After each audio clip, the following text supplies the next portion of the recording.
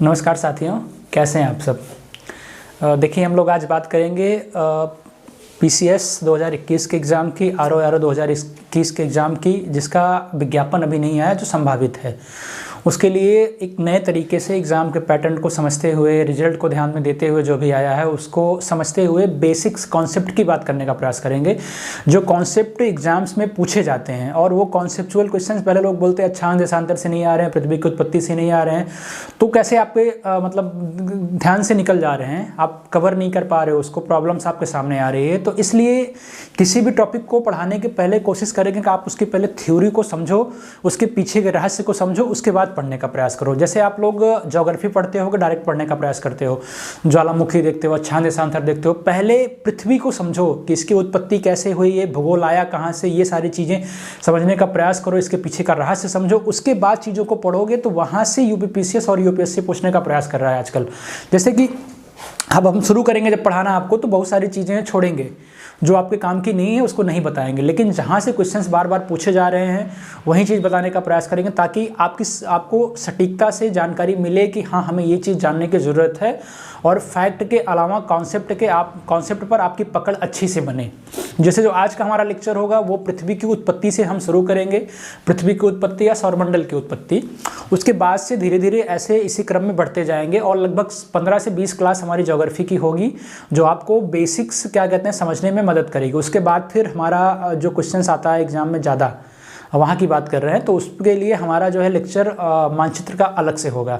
मानचित्र का कम से कम हम 15 लेक्चर आपके सामने लेंगे, 6-7 कॉन्टिनेंट की अलग अलग 2-2 क्लास लेंगे। उसके बाद भारत का अलग लेंगे, ताकि जो झील, मरुस्थल, नदियाँ, पर्वत, पठार पूछा जाता है उसमें भी आपको समझने में दिक्कत ना हो, ताकि ऑर्डर क्रम में भी आप लगा सको, उत्तर से दक्षिण में, पूर्व से पश्चिम में, पश्चिम से पूर्व में, किसी भी तरह से क्वेश्चन आपको घुमा के पूछे आप कर ले जाओ। और उसकी अवस्थिति का क्या राज है, अगर क्या कहते हैं जो भूमंडलीकरण या उसके आधार पे भूगोल पे क्या असर पड़ रहा है, कैसे चीज़ें इफेक्ट हो रही हैं, सारी चीज़ों को, कॉन्सेप्ट, कॉन्टेम्प्रेरी इशूज़ को रिलेट करके आपको बताने का प्रयास हम करेंगे। तो अपने टॉपिक की तरफ बढ़ते हैं, एक समझाने का प्रयास करते हैं कि पृथ्वी की उत्पत्ति हुई कैसे, ठीक है, और जो राइटर्स हैं उनकी क्या क्या विचारधारा थी या उनकी क्या क्या थॉट्स थे, ठीक है। हालांकि आप लोग पढ़ते होंगे पहले भूगोल को, तो आप लोग इसी को लिख लेना, पृथ्वी की उत्पत्ति को ही सौरमंडल की उत्पत्ति का नाम दिया जाता है। जैसा कि आप सब लोग जानते होंगे, पृथ्वी सौरमंडल के 8 ग्रहों में से एक है। सब लोग जानते हो कि सौरमंडल बड़ा है, उसमें क्या कहते हैं पृथ्वी है, जो 8 ग्रह हैं उनमें से पृथ्वी क्या कहते हैं एक है। और सौरमंडल का निर्माण हुआ होगा तभी तो सूर्य और 8 ग्रहों की उत्पत्ति होगी, ठीक है। इसीलिए सौरमंडल का निर्माण हुआ होगा, उसके बाद ही या उसके साथ ही क्या कहते हैं पृथ्वी की उत्पत्ति हुई होगी, उनके 8 ग्रहों की उत्पत्ति हुई होगी, सूर्य की उत्पत्ति होगी। इसीलिए पृथ्वी की उत्पत्ति की संकल्पना को हम लोग सौरमंडल की उत्पत्ति की संकल्पना बोलते हैं। इसीलिए हमने ये चीज़ आपको लिख दिया कि सौरमंडल की उत्पत्ति या पृथ्वी की उत्पत्ति। अब आपकी समझ में आ गया कि कैसे सौरमंडल और कैसे पृथ्वी अलग तो नहीं हुआ ना, तो ये चीज़ें हैं, इसके पीछे का ये राज है। जैसे कि बहुत से वैज्ञानिकों ने भिन्न भिन्न काल में समय समय पर क्या कहते हैं पृथ्वी की उत्पत्ति की संकल्पना का प्रतिपादन किया। जैसे कि आप लोग पढ़ते होंगे कि एक संकल्पना अद्वैतवादी आई और दूसरी संकल्पना द्वैतवादी आई। जो अद्वैतवादी संकल्पना थी उसमें कहा गया कि पृथ्वी या सौरमंडल की उत्पत्ति किसी एक ब्रह्मांडीय पिंड से हुआ है, और द्वैतवादी संकल्पना में क्या कहा गया, पृथ्वी की उत्पत्ति किन्हीं 2 पिंडों से हुई है। तो इस चीज़ को समझेंगे कि जो 2 पिंडों की उत्पत्ति थी, द्वैत संकल्पना थी, वो किन किन राइटर्स की थी, और जो अद्वैतवादी संकल्पना थी वो किन की थी, और इनका क्या थॉट्स था पृथ्वी की उत्पत्ति के संदर्भ में। इन चीज़ों को समझना ताकि आपको बताने में मदद मिले। जैसे कभी कभी कांट की संकल्पना पूछता है, लाप्लास की थ्योरी पूछता है, जेम्स जीन्स की पूछता है, तो इनके क्या क्या सिद्धांत थे बताने के कि पृथ्वी की उत्पत्ति ऐसे ऐसे हुई है, इसको आप समझना। उसके बाद फिर इन चीज़ों इन चारों के हालांकि क्या कहते हैं नकार दिए गए थे स्टेटमेंट्स, लेकिन फिर भी आपको ये जानना है, इसके आधार पर आगे की चीज़ें भी जानना है, ताकि अगर मेंस में क्वेश्चन पूछता है जीएस में पृथ्वी की उत्पत्ति कैसे हुई और जेम्स जीन्स की संकल्पना को, ज्वारीय संकल्पना को एक्सप्लेन कीजिए, ठीक है, तो ताकि आप वहाँ से भी लिख सको। और वहीं मेंस का क्वेश्चन कॉन्सेप्ट बना के आपको पीटी में पूछने का प्रयास किया जा रहा है। इस चीज़ को आपको समझना होगा और इस तरह से अध्ययन करने का प्रयास करना होगा। तो हम आते हैं अपने टॉपिक की तरफ। इसका राज मैंने समझा दिया, ठीक है। अब आते हैं एकदम टू द पॉइंट अपने सिलेबस पर। पहली संकल्पना, ठीक है, अद्वैतवादी संकल्पना थी और दूसरी संकल्पना क्या थी, द्वैतवादी। ठीक है, इतना डीप में नहीं पढ़े होगे लेकिन इतना तो आपने पढ़ा हुआ होगा संकल्पना। ठीक है, तो अद्वैतवादी संकल्पना और द्वैतवादी संकल्पना। अद्वैतवादी संकल्पना में दो राइटर्स के थॉट है, एक कांट की गैसीय संकल्पना आती है, लिखते चलना, पहली आती है कांट की गैसीय संकल्पना, मतलब गैसियस हाइपोथेसिस ऑफ कांट। ठीक है, और दूसरी आती है लाप्लास की नेबुला संकल्पना। ठीक है, ये दोनों किसमें थे, ये दोनों अद्वैतवादी में थे, लाप्लास की नेबुला संकल्पना।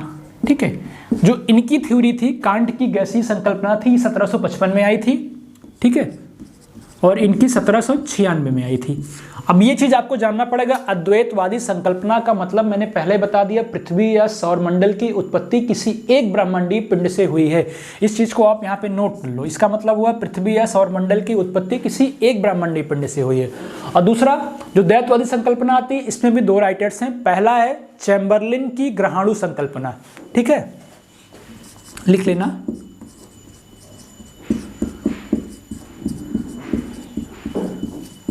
चैम्बरलिन की ग्रहाणु संकल्पना जो 1905 में आई थी, और दूसरी है जेम्स जीन्स की ज्वारीय संकल्पना।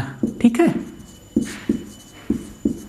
जेम्स जीन्स की ज्वारीय संकल्पना। ठीक है, तो ये क्या थी, द्वैतवादी थी। इनका मानना था कि पृथ्वी की उत्पत्ति किसी एक ब्रह्मांडीय पिंड से नहीं हुई है, बल्कि पृथ्वी की उत्पत्ति दो ब्रह्मांडीय पिंड से हुई है। मतलब इन्होंने माना कि जैसे कि एक पिंड का मतलब एक ही ब्रह्मांड था जिसके टूटने से अलग अलग 7 ग्रह बने।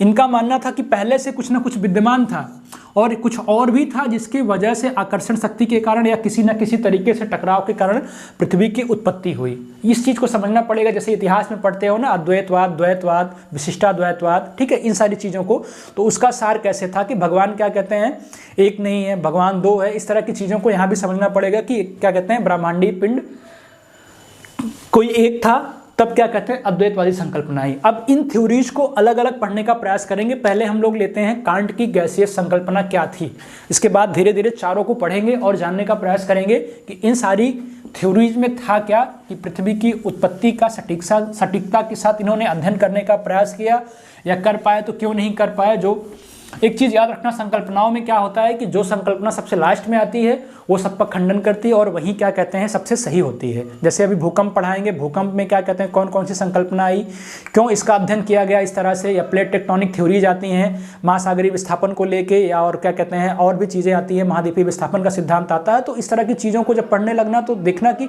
जो संकल्पनाएँ बाद में आती हैं मतलब वो तथ्य के साथ आती हैं और इन सब सारी चीज़ों की कमियों को दिखाते हुए आती है कि इनकी थ्योरी क्यों गलत रह गई, ये बताने का प्रयास भी करती है। ठीक है, देखिए पहले लिखिए, कांट की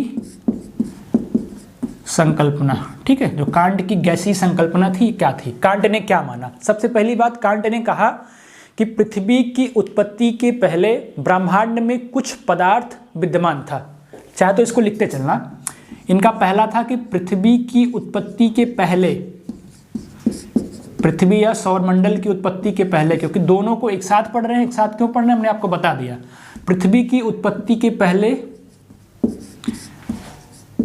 ब्रह्मांड में, ठीक है,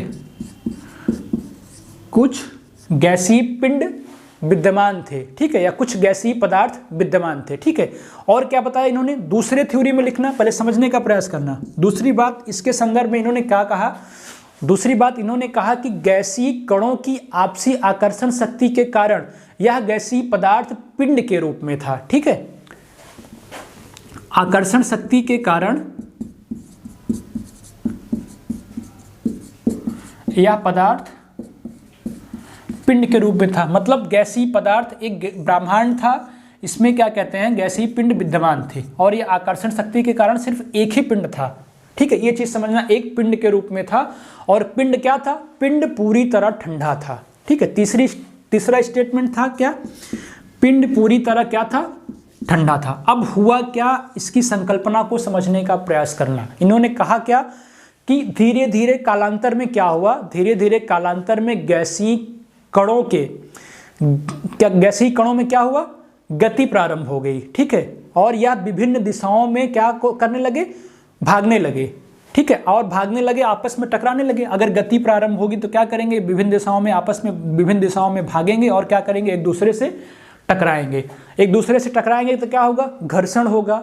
घर्षण से क्या होगा, ऊष्मा उत्पन्न होगी। ऊष्मा उत्पन्न होगी तो गैसीय पिंड का तापमान क्या होगा, बढ़ जाएगा। बस समझते चलना, इससे क्या होगा, गैसीय पिंड का तापमान बढ़ जाएगा। और गैसीय पिंड का तापमान बढ़ेगा तो और भी पिंडों को ये लोग आकर्षित करेंगे और इस पूरे पिंड का भी आकार बढ़ता चला जाएगा, ठीक है।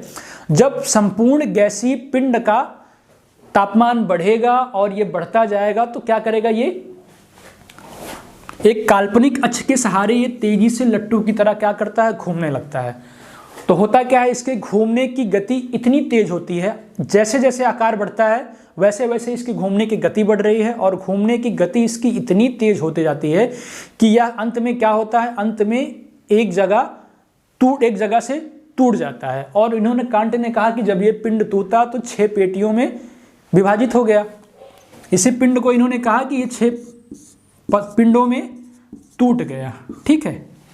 6 पिंडों में टूट गया तो क्या हुआ, कालांतर में या ठंडा होके क्या हुआ, ग्रह के रूप में परिवर्तित हो गया, ठीक है। और जो मध्यवर्ती पेटी थी उसको क्या कहते हैं, इन्होंने क्या बोला कि आधुनिक सूर्य का रूप धारण कर लिया, ठीक है। इसी से पृथ्वी की उत्पत्ति हुई या सौरमंडल की उत्पत्ति हुई। तो इनका स्टेटमेंट ये था। और उसके बाद जो दूसरा कांड के बाद दूसरी थ्योरी आती है किसकी, लाप्लास की, उनका भी स्टेटमेंट इसी से थोड़ा सा मेल खाता हुआ है, उसको समझिए। ये तो आपको समझ में आ गया होगा कि इन्होंने कितनी आसानी से बता दिया कि एक पिंड था, आकर्षण शक्ति के कारण क्या हुआ, घर्षण हुआ कणों में, घर्षण होने के बाद क्या हुआ, उसका तापमान बढ़ा, उसमें ऊष्मा उत्पन्न हुई और क्या हुआ, ऊष्मा उत्पन्न हुई तो उसका आकर्षण के कारण आकार बढ़ता गया। आकार बढ़ने से क्या हुआ कि वो तेजी से लट्टू की तरह घूमने लगा और अंत में इतनी तेजी से घूमने लगा कि वो पिंड 6 भागों में 7 भागों में टूट गया और क्या कहते हैं, ग्रहों का निर्माण हो गया। और जो मध्यवर्ती पेटी थी, मध्यवर्ती पिंड था, वो क्या कहते हैं, आधुनिक सूर्य का रूप धारण कर लिया, हो गई पृथ्वी की उत्पत्ति। लेकिन देखिए अभी तो सिर्फ एक पिंड से निर्माण हो रहा है, किसी एक राइटर ने आपको बता के छोड़ दिया। पहले हुआ क्या था, पहले कहा गया था कि सूर्य ग्रेट है। आप लोगों ने जाना होगा, सूर्य क्या कहते हैं, सर्वोपरि है, इसके चारों ओर सारे के सारे ग्रह चक्कर लगाते हैं, ठीक होता है ना। बाद में कहा गया था कि सूर्य क्या कहते हैं, ग्रेट है। लेकिन पहले क्या माना गया, पहले माना गया कि पृथ्वी ही ग्रेट है, पृथ्वी के चारों ओर और सारे ग्रह चक्कर लगाते हैं और यद्यपि सूर्य भी चक्कर लगाता है ना। यही थ्योरी क्या कहते हैं, यूरोप के कुछ वैज्ञानिकों ने दिया था, जिन्हें क्या कहते हैं, जिन्होंने क्या कहते हैं, इस थ्योरी को नकारा कि नहीं सूर्य ग्रेट है, सूर्य के चारों ओर ये सारे क्या कहते हैं, पृथ्वी के साथ साथ सारे ग्रह चक्कर लगाते हैं, तो इन्हें क्या किया गया था, जिंदा जला दिया गया था। तो धीरे धीरे स्टेटमेंट का उदय होता गया ना, लोगों ने रिसर्च करना शुरू किया, दूरबीन आई और क्या कहते हैं, वैज्ञानिकों की शोध बढ़ी।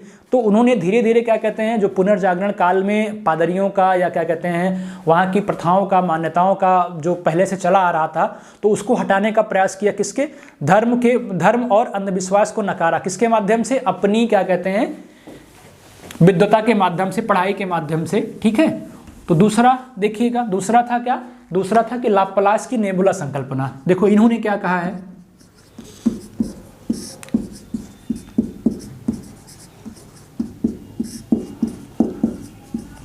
लाप्लास की नेबुला संकल्पना, मतलब नेबुला हाइपोथेसिस ऑफ लाप्लास 1796 में। इन्होंने भी पहले वही कहा, इन्होंने कहा कि उत्पत्ति के पहले पृथ्वी या सौरमंडल एक गैसीय पिंड के रूप में था और नेबुला का नाम लिया तो एक नेबुला के रूप में था।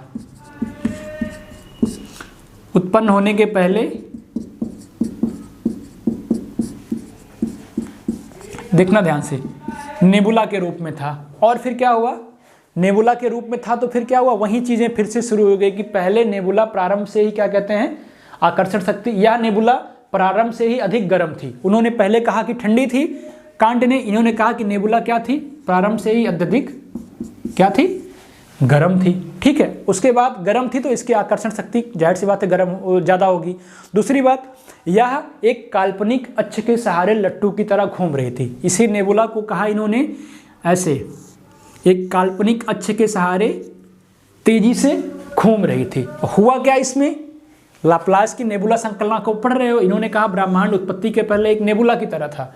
नेबुला की तरह था तो क्या हुआ, उत्पन्न होने के पहले या नेबुला की तरह, नेबुला क्या होता, गर्म था।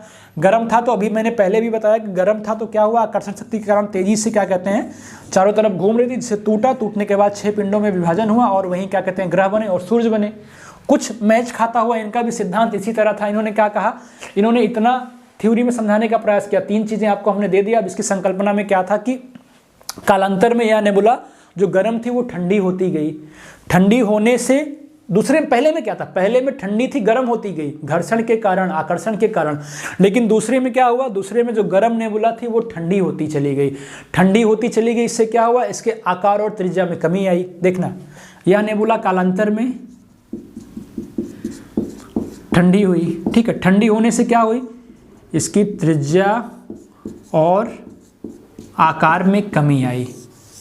अगर त्रिज्या और आकार में कमी आए तो कोणीय संवेग संरक्षण का नियम क्या कहता है कि किसी पिंड के त्रिज्या और आकार में अगर कमी आती है तो क्या होता है, कोणीय संवेग संरक्षण के नियम के अनुसार हुआ क्या, गोल घूमने की गति क्या होगी, तेज हो जाएगी। तो क्या हुआ, इसके गोल घूमने की जो गति थी नेबुला की वो क्या हो गई, तेज हो गई। अब क्या हुआ, अब सारी कहानी पिछले वाली। अगर गोल घूमने की गति तेज हो गई तो क्या हुआ, गैसीय पेटी फिर इतनी तेजी से घूमा कि गैसीय पेटी बीच से टूट गई और कालांतर में यही सारी चीजें क्या हुआ, ठंडा हुआ, ठंडा होकर ग्रहों में परिवर्तित हो गया। ठीक है, तो इसी को इन्होंने कहा कि इस तरह से पृथ्वी की उत्पत्ति हुई है। अंत में जब ये क्या कहते हैं धीरे धीरे सिकुड़ने लगा, सिकुड़ते सिकुड़ते वर्तमान सूर्य में जो मध्य का भाग था वो वर्तमान सूर्य में परिवर्तित हो गया। ऐसे पेटी टूटी, नेबुला टूटा तो, और उसके बाद जो मध्य का भाग था वो सिकुड़ा, सिकुड़ते सिकुड़ते वर्तमान में सूर्य का रूप धारण कर लिया। तो ये कोई थ्योरी थी, ऐसा लग रहा है कि आपको ऐसे पृथ्वी की उत्पत्ति हुई होगी। तो ये सिद्धांत था, सिर्फ एक ही पिंड था ना, एक ही पिंड था और एक ही पिंड के टूटने से गर्म होने से ठंडा होने से क्या कहते हैं पृथ्वी की उत्पत्ति हो गई।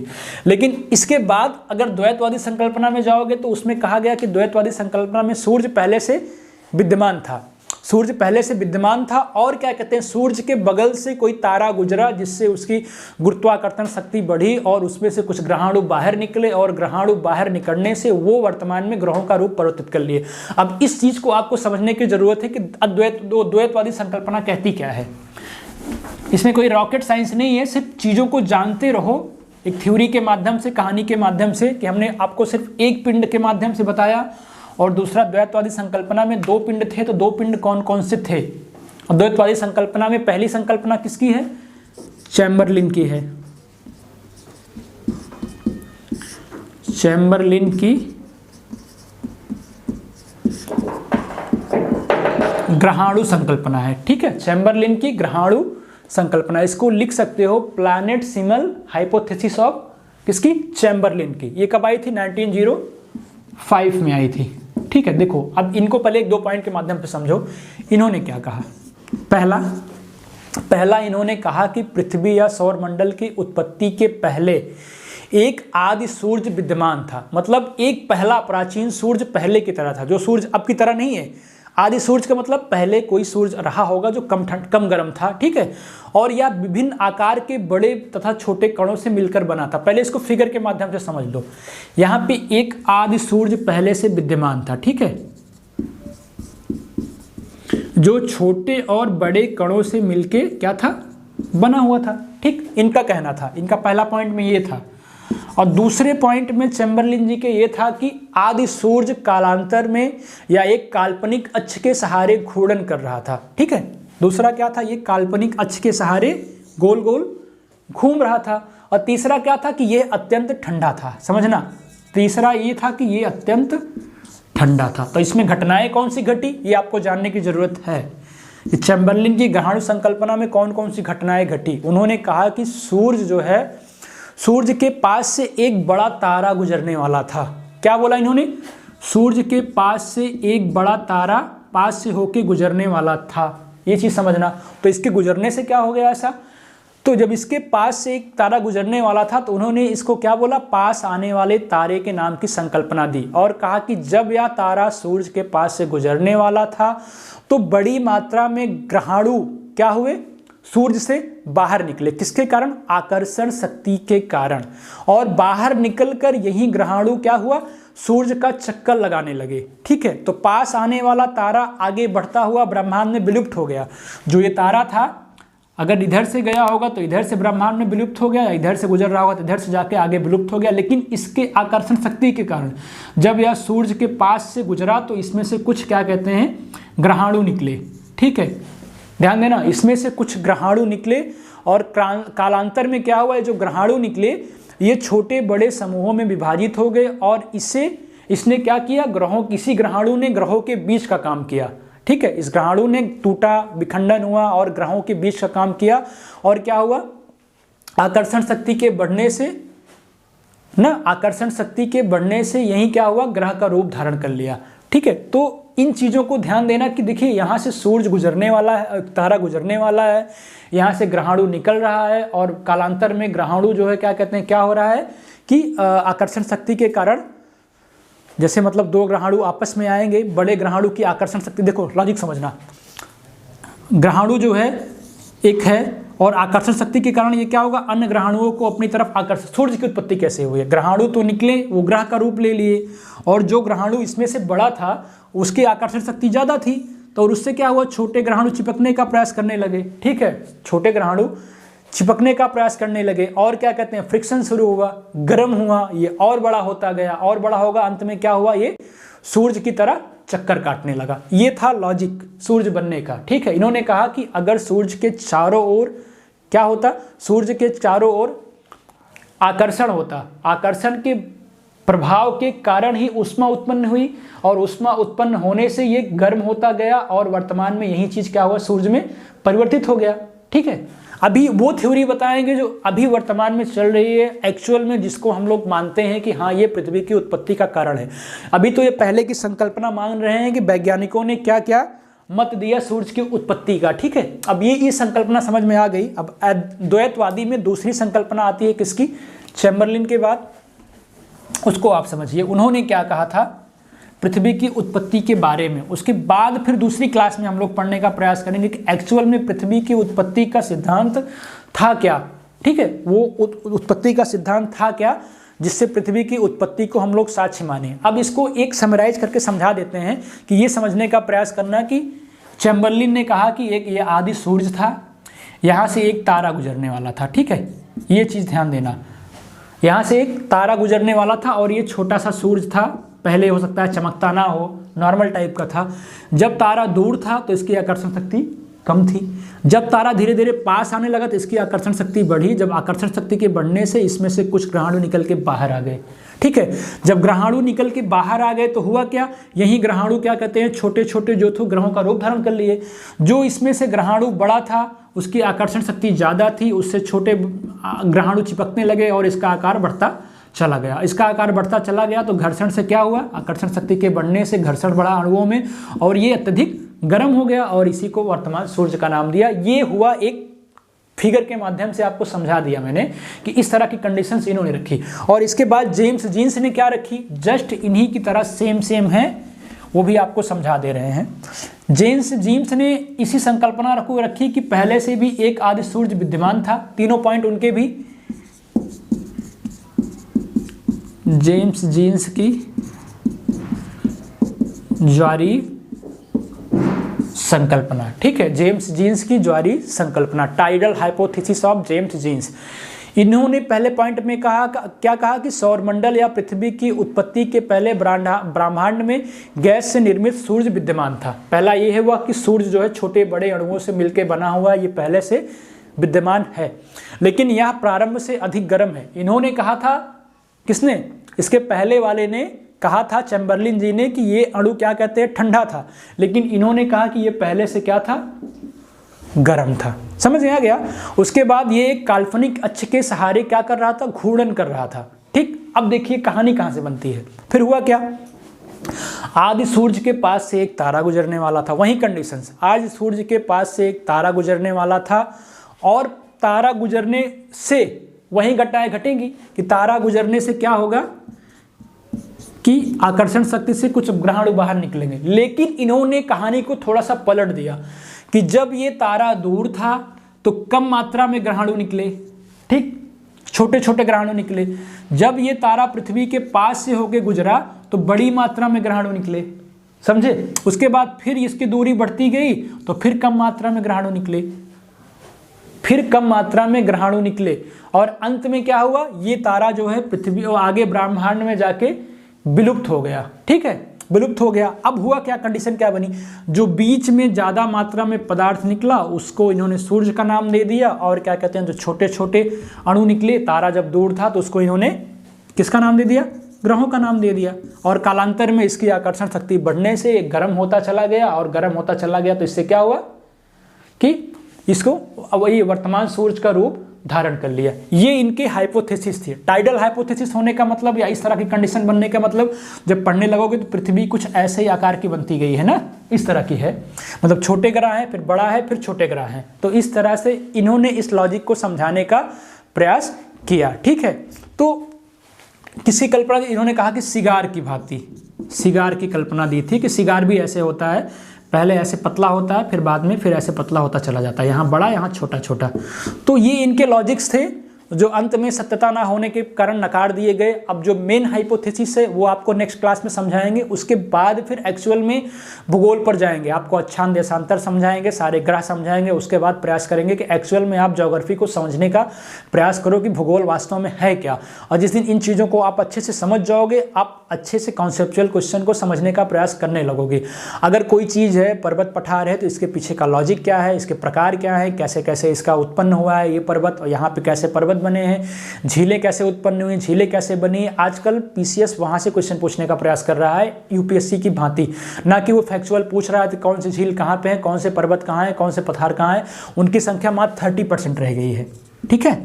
तो मिलते हैं अगली क्लास में, आपको इसी संकल्पना को आगे बढ़ाते हुए भूगोल की क्या कहते हैं कक्षा को निरंतर जारी रखेंगे, ताकि आपको पीसीएस या आरओ के एग्जाम में कोई समस्या ना हो। धन्यवाद।